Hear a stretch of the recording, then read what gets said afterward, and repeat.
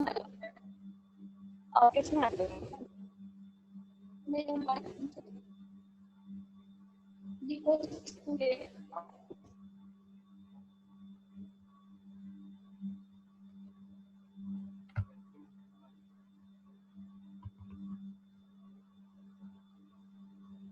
नमस्कार साथियों, आप सबका हिंदी वेबिनार में हार्दिक अभिनंदन, स्वागत है।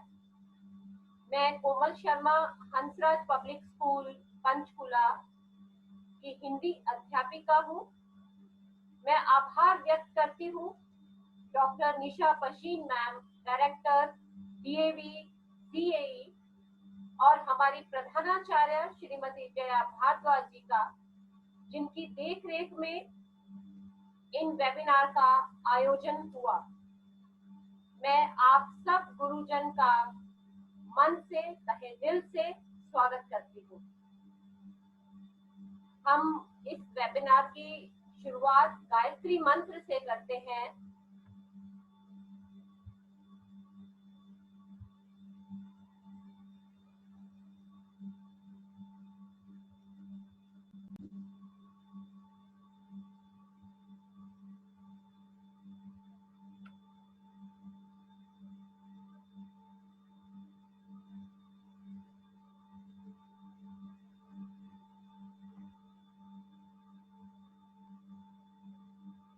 ॐ भूर्भुवस्सुः तत्सवितुर्वरेण्यं भर्गो देवस्य धीमहि धियो यो नः प्रचोदयात्। ॐ भूर्भुवस्सुः तत्सवितुर्वरेण्यं भर्गो देवस्य धीमहि धियो यो नः प्रचोदयात्।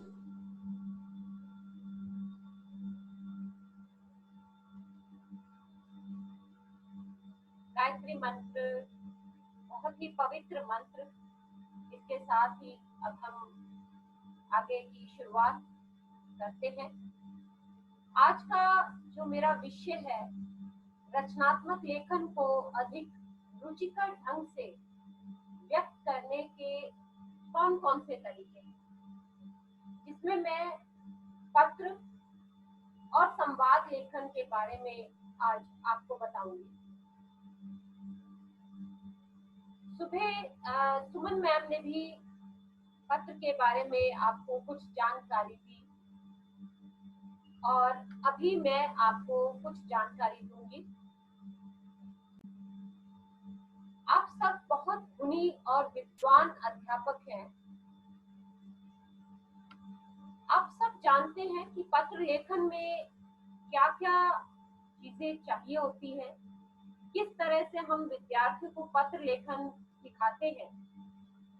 लेकिन फिर भी हम जल्दी से इसके बारे में थोड़ा जान लेते हैं और फिर मैं आपको बताऊंगी कि पत्र लेखन को और किस ढंग से हम रुचिकर बना सकते हैं। लिखित अभिव्यक्ति की जितनी भी विधाएं हैं, उसमें पत्र लेखन का विशिष्ट स्थान है। यह अपनी बात को दूसरों तक पहुंचाने का एक सशक्त मार्ग है। आज का युग इंटरनेट का युग है। इंटरनेट के बढ़ते प्रभाव के कारण परंपरागत ढंग से किए जाने वाले पत्र लेखन में कमी आ गई है, किंतु नए नाम ईमेल, इसके साथ पत्र लेखन विधा का काफी विस्तार हुआ है। सरकार की भी यही कोशिश है कि ज्यादा से ज्यादा कार्य इंटरनेट के माध्यम से हो, और चाहे हाथ से पत्र लेखन का कार्य किया जाए या इंटरनेट के माध्यम से, पत्र लेखन एक ऐसी विधा है जो लेखक और पाठक के बीच में आत्मीय संबंध उत्पन्न करने में सक्षम है। पत्र लेखन के कुछ सामान्य विशेषताएं इस प्रकार से। पत्र लेखन में सरलता होनी चाहिए। पत्र की भाषा ऐसी होनी चाहिए कि समझने के लिए पाठक को शब्दकोश का सहारा न लेना पड़े। स्पष्टता होनी चाहिए। पत्र में जो कुछ भी कहा जाए वो स्पष्ट हो। संक्षिप्तता होनी चाहिए। पत्र में जो भी बात लिखी जाए वह गागर में सागर भरने के समान होनी चाहिए। संक्षिप्तता, पत्र में जो भी बात हो वो गागर में सागर भरने जैसी।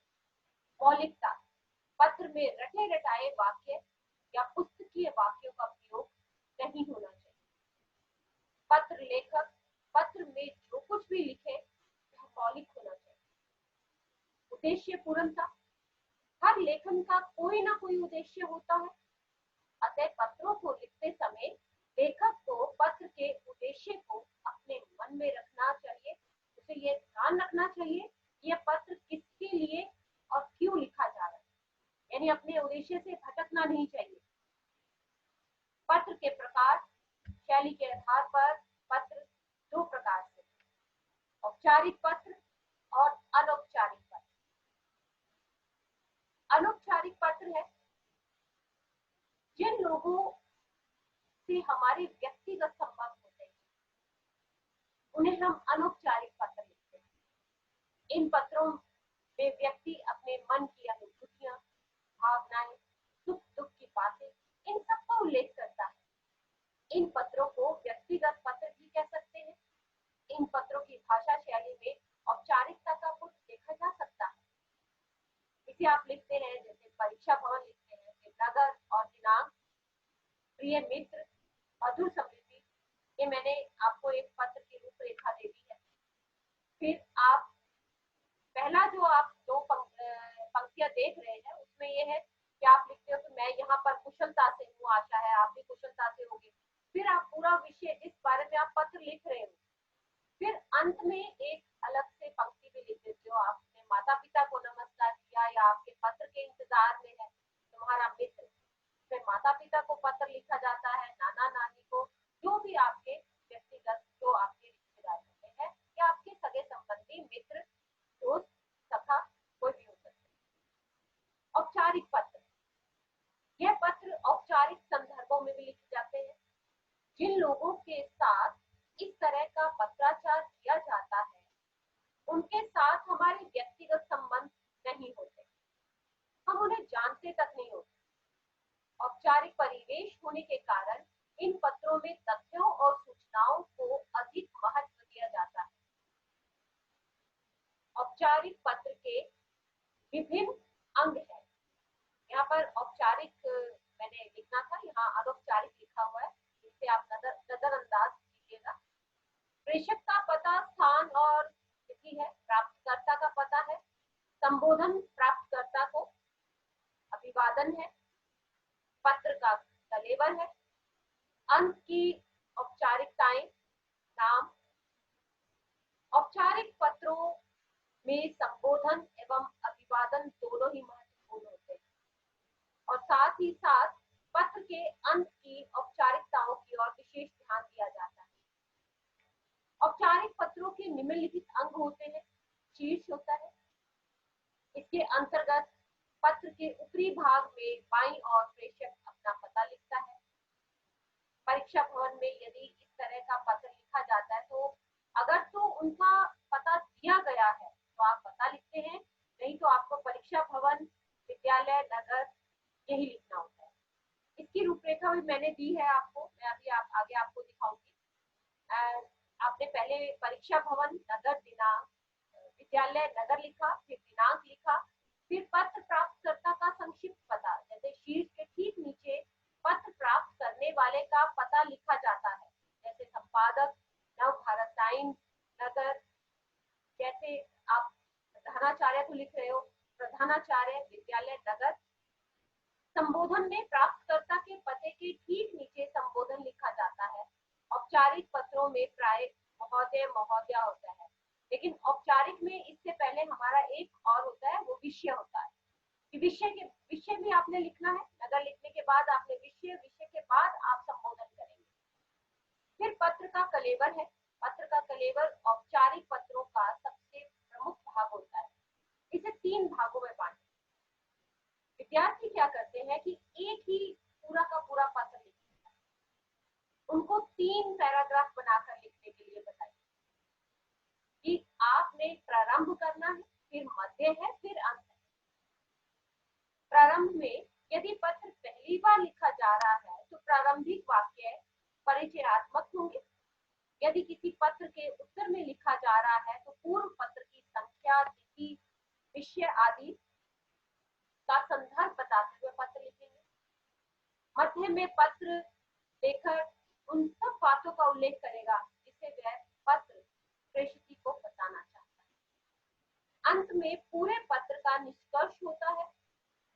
अतः जो कुछ पत्र के मध्य भाग में लिखा गया है उसी का सार यह संक्षिप्त रूप में यहाँ 2 पंक्तियों में आना चाहिए। जैसे पंक्तियां समापन में इस तरह से हो सकती हैं: बिजली मीटर बदलवाए जाने का आदेश तत्काल जारी करें, पत्र का उत्तर तत्काल भेजिए, हमारे अनुरोध पर जो भी कार्यवाही की गई हो उसे तत्काल अवगत करवाएं।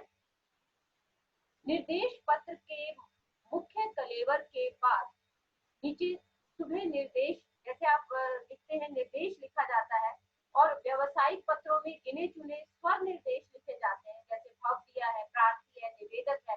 अंत में आप अपना नाम लिखें। ठीक है, इसका प्रारूप आप देख सकते हैं यहाँ पर मैंने आपको पूरा प्रारूप दिया है। परीक्षा भवन, विद्यालय, नगर, दिनांक, यहाँ जैसे डाकपाल को लिखा गया है, डाकपाल लिखा आपने, फिर मुख्य डाकघर, नगर। यहाँ जो बोर्ड की परीक्षा होती है और यहाँ तक कि उससे पहले की कक्षाओं में भी उसी तरह से ही विद्यार्थियों को सिखाए जिस तरह से उन्होंने बोर्ड की परीक्षा में। ज्यादातर बच्चे इस बात को गौर नहीं करते, वो अपने विद्यालय का नाम भी लिख देते हैं, नगर का नाम भी लिख देते हैं, जबकि उन्हें छोटी कक्षाओं से ही ये बताना शुरू कर देना चाहिए कि आपको ये नहीं लिखना। फिर विषय लिखते हैं। मान्यवर, सविनय निवेदन है कि आपने पहले 2 पंक्तियों में जो विषय दिया उसके बारे में बताया। फिर आपने आगे के पैराग्राफ के दूसरा जो मध्य भाग है उसमें आपने सारा विषय लिखा, इस बारे में आप पत्र लिख रहे। और अंत वाली पंक्ति जैसे मैंने आपको बताई, अंत में आपने इस पंक्ति के साथ ये समापन करना है। फिर आप इसमें वो भाव दिए, नाम आ गया।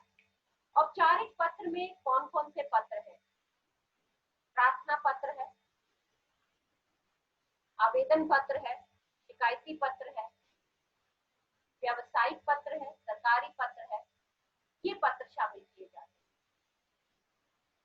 अब आगे जो अगला विषय है, मैं इस पत्र लेखन के बारे में बातचीत करते हुए आपको बाद में हम दूसरा विषय चर्चा करेंगे। मैं इसमें एक जो मैंने विद्यार्थियों के साथ, तो आप ये कहें कि इसको रुचिकर कैसे बनाएं। विद्यार्थी पत्र लिखते हैं लेकिन उन्हें ये चाहिए होता है कि हमें बनी बनाई सामग्री मिल जाए। मैं कुछ पल के लिए एक बार वापस स्क्रीन पे ही आती हूँ, के बाद मैं इसका लिंक जोड़ूंगी जब हम संवाद कि अगर सामने मैं आपको बताऊं तो ज्यादा बेहतर है। वैसे आपको मेरी जो दिखाई दे रही होगी। इसके अलावा मैं आपको ये भी कहना चाहती हूँ कि आप थोड़ा सा अपने अटेंडेंस के लिए चैट बॉक्स में अपना नाम और विद्यालय का नाम जरूर लिख दीजिए।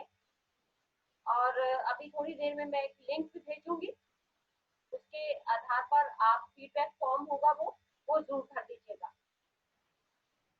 अक्सर हम अभिभावक भी हमारे पास आते हैं और वो ये बात कहते हैं कि मैम लिख लेता है पर लिखना नहीं चाहता, तो शब्द नहीं आते, इसके पास यही चाहता है बच्चा कि आप मुझे लिखवा दो। हर बार ये सुना कि वाकई ही बच्चे नहीं लिखना चाहते। कक्षा में अगर हम प्रश्नोत्तर करते हैं, पाठ पढ़ते हैं, पढ़ाते हैं, तो विद्यार्थी क्या करते हैं, उन्हें चाहिए कि मैम ठीक है कुछ प्रश्नोत्तर की चर्चा हम करते हैं, विद्यार्थी उत्तर भी देते हैं, लेकिन कुछ विद्यार्थी ऐसे होते हैं जो बैठे रहते हैं और वो ये चाहते हैं कि हमारे पास पूरा तैयार मटेरियल आ जाए। कई विद्यार्थी उठकर हिम्मत करके अध्यापक के पास आते हैं और ये भी कहते हैं कि मैम हमें बता दो इसका आंसर कहाँ से कहाँ तक है। तो क्या किया, अब विद्यार्थियों को बोला गया कि बच्चे आपने जो भी पूछना है वो मुझे, जो भी सवाल आपके मन में है, क्लास चल रही है लेकिन वो मुझे लिख कर पूछिए। पत्र लिखना तो बहुत दूर की बात, तो पत्र में क्या लिखना है, कैसे लिखना है, ये सब बातें। अब बच्चे बड़े परेशान हो गए कि ये मैम क्या कह रहे हैं कि हम लोग इनसे लिखकर पूछें। लेकिन ये कहा गया कि आप चाहे एक प्रश्न, बाकी प्रश्न मेरे से क्लास में पूछिए, लेकिन एक प्रश्न लिखित तौर पर आप मेरे से पूछेंगे। कुछ विद्यार्थियों ने हिम्मत की, विद्यार्थियों ने प्रश्न लिखकर पूछना शुरू किया। अब मैंने भी उनके जो लेखन थे वो संभालने भी शुरू किए और उनमें त्रुटियां थी। मैंने उन बच्चों को लिखकर जवाब देने भी शुरू किए।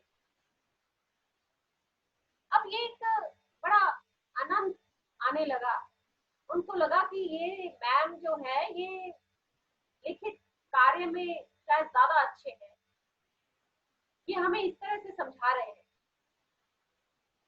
अब पत्र लेखन की बारी आई। इस तरह से जब मुझे लगा कि थोड़ा सा वो मेरे साथ खुल गए हैं, मैंने उन्हें ये भी कहा कि आपको किसी तरह के भी कोई भी, ये नहीं प्रश्न उत्तर, हिंदी से संबंधित कोई भी मुश्किल आती है आप लिखकर एक सवाल मेरे से पूछिए। और रोज के मेरे पास 4 या 5 से ज्यादा सवाल ना आए, आप रख लो 4 या 5 आए ताकि मैं उनका आसानी से उत्तर दे पाऊं। ये गतिविधि सिर्फ एक दिन के लिए नहीं है, और ना ही आप ये सोचिए कि हम एक ही दिन में बच्चों की रचनात्मक लेखन को बढ़ावा दे सकते हैं या उनमें कुशलता ला सकते हैं। इसमें धीरे धीरे ये कार्य आगे बढ़ेगा। अब उससे क्या हुआ, जब पत्र लेखन की बारी आई तो मैंने कहा बच्चों, ये जो आप मुझे रोज पत्र लिखते हो, ये एक तरह से आप मुझे कहते मैम ये तो हम मैसेज दे रहे हैं, ये तो हम संदेश दे रहे हैं। मैंने कहा ठीक है, इसका मतलब आप संदेश लिखने में कुशल हो गए हो, तो चलिए अब हम पत्र शुरू कर देते हैं। उन्हें इस तरह से मैंने छोटी छोटी गतिविधियों के इसी सिर्फ लिखने के माध्यम से उनका डर निकाला। वो डर निकाला कि वो उनके अंदर जो ये डर था कि वो स्वयं नहीं लिख सकते। जब वो लिखने लगे तो धीरे धीरे उनकी लेखन कला में विकास होने लगा, क्योंकि लिखना भी लिख कर ही आता है ना, क्योंकि लिखना भी लिख कर ही आता है। अगर हम लिख कर ही अभ्यास करेंगे तो ही उनमें कुशलता आएगी। तो ये मुझे बड़ा आनंद आने लगा। मुझे लगा कि मैं आप लोगों से ये अपना शेयर करूं, आप इसमें और शायद अच्छी तरह से कर पाओगे। बच्चों के साथ जुड़ना बहुत अच्छा लगता है। आज हम अध्यापक होने के नाते इस बात को महसूस भी कर रहे हैं कि हम अपनी वो कक्षा, अपने बच्चों को मिस कर रहे हैं। तो इस तरह से बच्चों को मैंने बोला ठीक है, आप बहुत ज्यादा बुद्धिमान हो, आपने इस तरह से क्या किया, आपने संदेश लेखन सीख लिया, आपने, अब हम इसी तरह से सूचना भी सीखेंगे। आप अपने आप लिखकर हर चीज सीखोगे, अपने आप सीखोगे, मैं आपका मार्गदर्शन करूंगी। उसके बाद ठीक है, हम पत्र लिखना शुरू करते हैं। आप मुझे कोई भी अपना दिन का कोई भी, आपको जो दिन में अच्छा लगा या किसी कक्षा में बुरा लगा, अच्छा लगा, वो मुझे आप लिख कर दीजिए। बच्चों ने वो भी क्यों, क्योंकि अब उनकी वो झिझक हट चुकी थी, अब उनके लेखन कौशल में विकास आने लगा था। अब उन्होंने मुझे लिखकर देना शुरू कर दिया और धीरे धीरे जब मुझे लगा कि हाँ, वो तो पूरी तरह से पत्र लेखन में पारंगत हो गए हैं, और अगर हम मैम और यहाँ टीचर्स को ही कह रही हूँ मैं, यहाँ पे हमारे भाई बंधु भी हैं, तो सर और मैम जो है, मैं सबको ही ये संबोधित करते हुए कह रही हूँ कि अगर हम अपने बारे में सोचे तो हमारे समय में पत्र लेखन बहुत चलता था।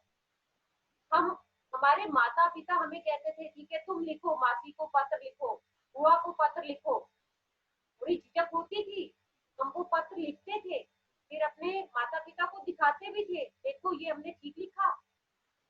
हमारा लेखन कौशल इस तरह से विकसित हुआ है क्योंकि हमने भी अभ्यास किया, हमारे माता पिता ने ये अभ्यास करवाया और अब हमें भी करवाना है। तो इस तरह से हम उनके पत्र लेखन को, यहाँ तक कि रचनात्मक लेखन को और भी उनमें कुशलता ला सकते हैं। ठीक है, तो मैं आगे दूसरा विषय अपना शुरू करती हूँ, संवाद लेखन। संवाद लेखन में मैं आपको थोड़ा सा बता देती हूँ, और मैं अपने जो मैंने लेखन लिखा हुआ है डॉक्टर वो आपको दिखा भी देती हूँ जहाँ मैंने छोड़ा था। संवाद लेखन में जो वाक्य जो है, हम दिन भर बच्चों को बताते हैं कि बच्चे आप कम बातें करो, बोलो नहीं, तो वो जो क्या है, वो एक तरह के वो आपस में जो बातें करते हैं वो संवाद ही होता है, बस सिर्फ समझने की जरूरत होती है। संवाद शब्द जो है वो सम उपसर्ग और वाद शब्द के मेल से बना है। वाद का अर्थ है कहा हुआ या कथन, और सम का अर्थ है सम्यक रूप से या भली प्रकार। इस तरह संवाद वे कथन है जो सम्यक रूप से कहे जाते हैं। संवाद के लिए आवश्यक है कि वक्ता और श्रोता आमने सामने हो, लेकिन आज का युग इलेक्ट्रॉनिक मीडिया का युग है। विज्ञान ने संवाद के ऐसे साधन खोज निकाले हैं कि वक्ता और श्रोता आमने सामने ना भी हो तो भी संवाद हो सकता है। Telephone, mobile, audio video conferencing, zoom meeting, अगर हम आपस में बातचीत करना चाहें तो हमारे संवाद है। संवाद छोटे भी होते हैं, बड़े भी होते हैं। एकांकी, नाटक, फिल्मों की पटकथा आदि बड़े बड़े संवादों के उदाहरण हैं। ये संवादों के लिखित रूप है, इनमें अनेक पात्र होते हैं, एक कथा होती है तथा कथा के परिप्रेक्ष्य में अलग अलग संदर्भों में, स्थितियों में विभिन्न पात्रों के संवाद लिखे जाते हैं। जहां तक छोटे वार्तालापों और संवादों का प्रश्न है, उनका संबंध हमारे दैनिक जीवन से होता है। आप जानते हैं कि समाज में मनुष्य अलग अलग स्थितियों एवं संदर्भों में अलग अलग लोगों के साथ अलग अलग तरह से संवाद करता है। संवादों के माध्यम से वक्ता और श्रोता की मनस्थिति, मनोभाव आदि सब व्यक्त होने का अवसर मिलता है। बच्चा अपने दोस्तों के साथ कभी हंसकर, कभी रोकर, कभी नाराज होकर बात करता है, और कभी वो अपने अध्यापक से जब होमवर्क नहीं किया होता तो डर कर बात करता है, अपनी माँ से बड़े प्रेम से और आदर से बात करता है। ये सब संवाद है। मालिक अगर यहाँ पर पुस्तक में कुछ संकेत देते हैं, इस तरह से भी संवाद। मालिक जब हम लिखते हैं नौकर से गुस्से में, निकल जा घर से बाहर, तो यहाँ पर जो भाव हमें दिखाने हैं वो पुस्तक में दिखाने हैं। इसके अतिरिक्त संवादों की भाषा जितनी सरल एवं पात्रानुकूल होगी उतनी ही वो प्रभावशाली होगी। बहुत है, आप नित्य शाम को मुझे पढ़ाने हेतु आ जाया कीजिए, ये आप अपने अध्यापक को कह सकते हैं उदाहरण के रूप में। लेकिन यही बात अगर आप सब्जी वाले को कहते हैं कि महोदय आप नित्य शाम को हमारे यहाँ सब्जी देने आ जाया कीजिए, तो ये थोड़ा अटपटा सा लगेगा। कहने का तात्पर्य ये है, भाषा जो है वो पात्रानुकूल होनी चाहिए। सब्जी वाले के लिए आप कहेंगे भैया हमारे यहाँ रोज शाम को सब्जी दे जाया करो, यानी सिर्फ आप इस तरह से रहे हैं तो उसी आधार पर आप अपनी भाषा का इस्तेमाल करें। कुछ बातें संवाद लेखन में जरूरी होती है। संवाद का मुख्य उद्देश्य संप्रेषण, अर्थात जो कुछ कहा जा रहा है वह पूरी तरह संप्रेषित हो जाए। जो बात कही जा रही है वह बोधगम्य होनी चाहिए। भाषा सरल, सहज और पात्रानुकूल होनी चाहिए। संवाद छोटे और सरल हो, वाक्यों में प्रयुक्त हो। संयुक्त और मिश्रित वाक्यों के प्रयोग से बचना चाहिए, क्योंकि यदि लंबे होंगे तो श्रोता समझ नहीं पाएंगे। वाक्य ऐसे हो जो श्रोता समझ पाए। वक्ता ने बोलते समय जिन भाव भंगिमाओं, मौखिक चेष्टाओं का प्रयोग किया हो, उन्हें सचेत रूप से कोष्ठक के अंदर लिखा जाना चाहिए, जैसे कि मैंने अभी आपको उदाहरण देकर समझाया था। संवाद जितने रोचक और छोटे होंगे उतने ही प्रभावशाली भी होंगे। संवादों में किसी को यदि आदेश या निर्देश देना हो तो कई आदेश निर्देश नहीं हो, क्योंकि ये हो सकता है कि श्रोता इस तरफ ध्यान न दे। कहने का भावार्थ ये है कि ज्यादा निर्देश आदेश नहीं होने चाहिए, यानी बहुत ज्यादा उलझे हुए संवाद नहीं होने चाहिए। यानी ये तो मैंने संवाद का थोड़ा सा आपको बता दिया, और इसके अतिरिक्त कुछ और पॉइंट्स हैं। इनमें मुहावरे, जोकोक्तियां आदि के प्रयोग से बचना चाहिए। आप छोटे मोटे मुहावरे कभी कभार इस्तेमाल करें, लेकिन बहुत ज्यादा नहीं। संवाद लेखन के लिए जब भी किसी को निर्देश दिया जाए तो स्थिति, संदर्भ और पात्रों की स्थिति आदि के बारे में अवश्य बता देना चाहिए। जब विद्यार्थी को संवाद लेखन की शुरुआत ही करवानी हो तो शुरुआती जो संवाद होने चाहिए वो बहुत आसान विषय के होने चाहिए। बहुत मुश्किल विषय शुरू में ही बच्चों को नहीं दे देने चाहिए। अब मैं वापस आपके साथ रूबरू होती हूँ। ना मैंने आपको बता दिया, इसके अतिरिक्त और कुछ बातें जो है संवाद से संबंधित, वो ये है कि संवाद जो है वो, हाँ मैं अभी पहले फीडबैक फॉर्म भी आपको भेज देती, समय हो जाता है, फिर फीडबैक फॉर्म आप साथ के साथ कर लीजिएगा। संवाद लेखन को रुचिकर कैसे बनाएं, मैंने एक वीडियो भी, अगर आप पिछले साल के वर्कशॉप में थे तो आपको हमारे जो एक टीचर जिन्होंने वर्कशॉप की थी तो उन्होंने मेरा एक वीडियो भी दिखाया था। तो उस वीडियो में मैंने 2 पात्र दिए थे। मैं वीडियो भी शेयर कर सकती थी आपके साथ अभी, लेकिन मुझे लगा कि मैं आपको लाइव ही दिखाऊं तो ज्यादा बेटर है। तो यहाँ पर ये देखिए, ये मेरा एक पात्र है चिंकी। छोटी कक्षाओं में, यहाँ तक 6वीं और 7वीं में भी इसका इस्तेमाल कर सकते हैं। आपके पास एक है ये, तो आप एक का इस्तेमाल करिए। आप खुद बोलिए और इसको साथ ले लीजिए, एक कैरेक्टर हो गया आपका। विद्यार्थी तरह से ध्यान भी देंगे। और इसके अतिरिक्त मेरा एक कैरेक्टर ये है, इसे भी मैं पहन लेती हूँ ताकि मैं आपको दोनों के संवाद बताऊं। हमारा समय भी 10 मिनट का रह गया है, तो में हमारा ये ब्लॉक हो जाएगा, हम बातचीत भी कर पाएंगे। ये देखिए, ये दोनों हैं, ये चिंकी है और ये पिंकी है। अगर आपको याद होगा तो मैंने पिछला वाला जो एक संवाद था उसमें था बादल और वृक्ष से संबंधित, लेकिन अगर हम इनको नाम दे रहे हैं चिंकी और पिंकी, तो ये आज के विषय कोरोना से बचने के लिए किन किन सावधानियों का प्रयोग कर सकते हैं उस बारे में बात करें। आपको थोड़ी सी आवाज में अपना बदलाव लाना पड़ेगा, और क्योंकि इसमें वॉइस मॉड्यूलेशन बहुत जरूरी होती है संवादों में। तो आप ये देखिए, हाँ चिंकी कैसी है? तुम कैसे हो? अरे ये आजकल कैसी बीमारी चली हुई है?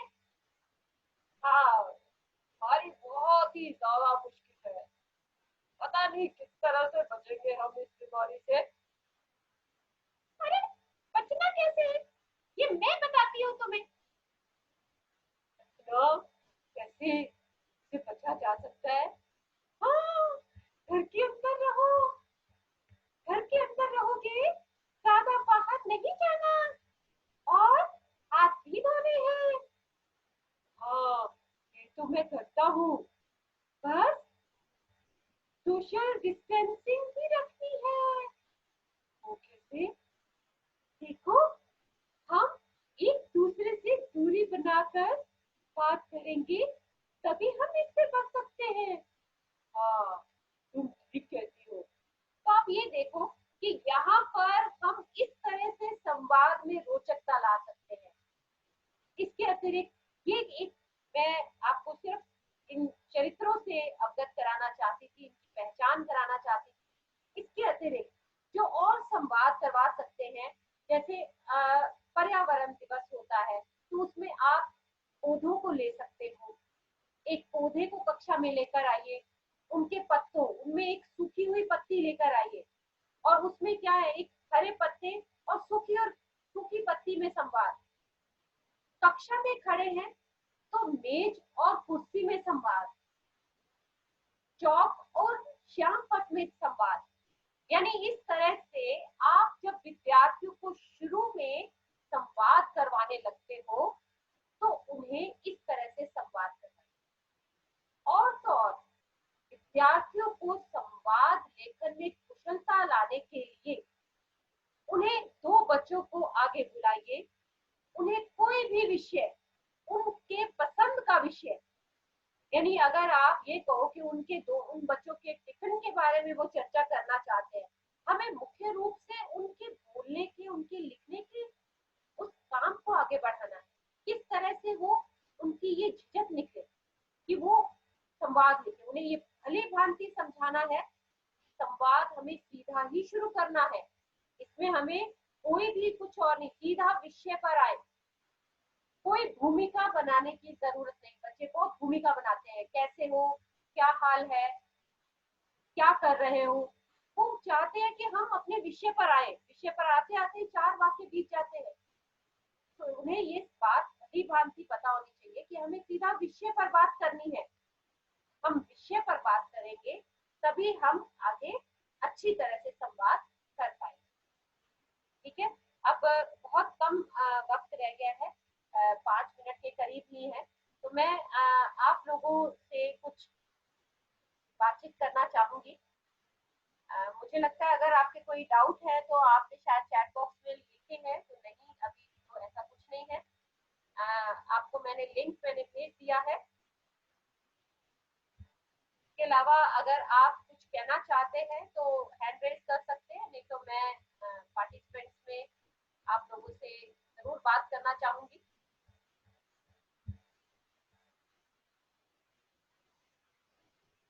यहाँ पर मधु आर्य जी हैं, मधु आर्य जी, मधु आर्य जी हैं।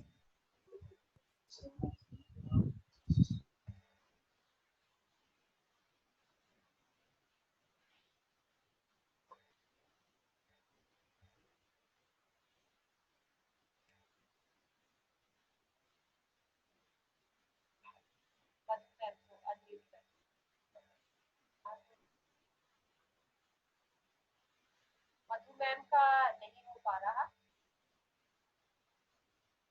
मीनाक्षी मैम, मीनाक्षी मैम मैं आपको अनम्यूट कर रही हूँ।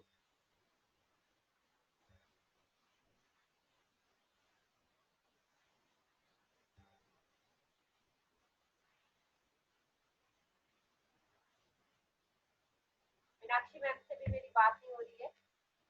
मैं नरेश जी से बात कर रही हूँ।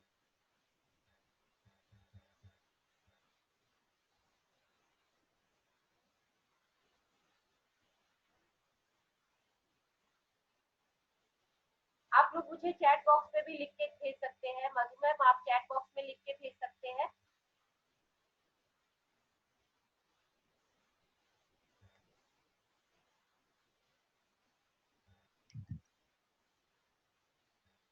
आप,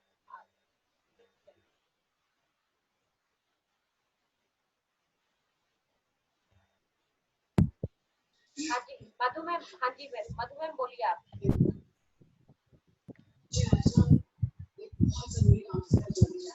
मधु मैम आप बोलिए, आपने अपना माइक किया हुआ है।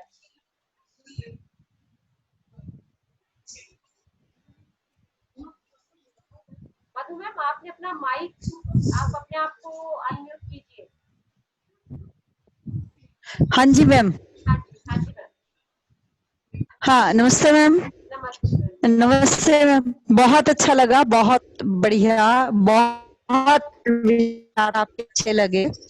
और जो कंफ्यूजन था हमें इस बात देखने में, अधिकतर जो बच्चे गलतियां करते हैं वो यही करते हैं कि एक विषय को वो अधिकतर खींचते रहते हैं, कैसे हैं, हाय हेलो, जो दोस्तों के बीच में होता है बस उसको खींचते रहते हैं कहने के बावजूद भी।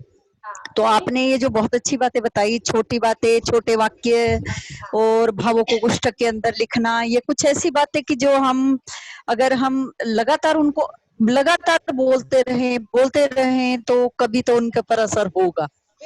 ठीक है, शुरू से ही हमें इस टॉपिक को लेकर चलना पड़ेगा। अगर हम शुरू से ही ये बातें उनको बताएंगे, ये मैंने सारी नोट कर ली है मैम अपने पास। और जब भी कोई सेशन होगा कोई भी बच्चों के साथ, अगर जूम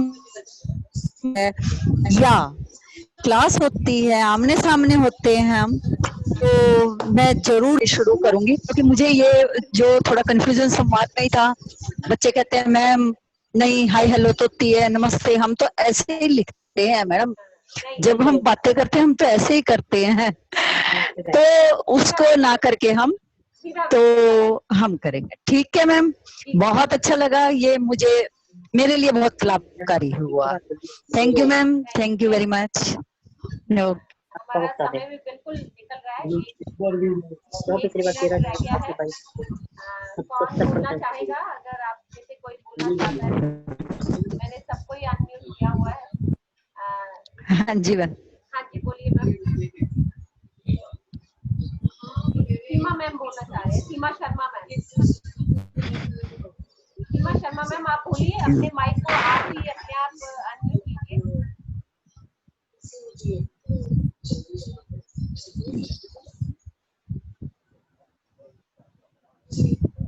चलिए, अगर टाइम बीत जाता है तो ओके।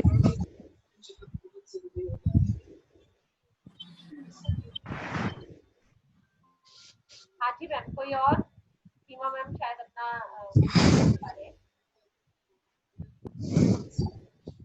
और कोई अपने विचार देना चाहेंगे?